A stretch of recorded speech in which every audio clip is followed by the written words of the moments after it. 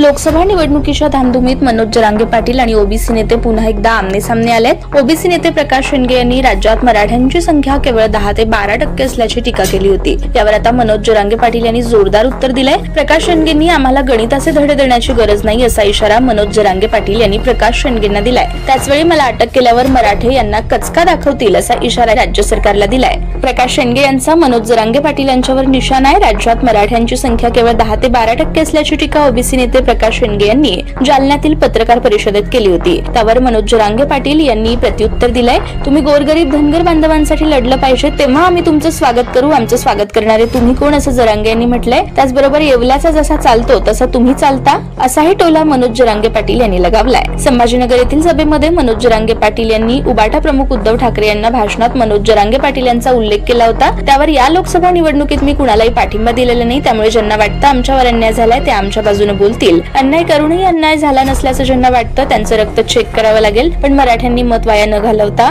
असा पायंडा पाडा की 5 पिढ्या उभ्या राहिल्या नाही पाहिजे असं आवाहन मनोज जरांगे पाटील यांनी केलं।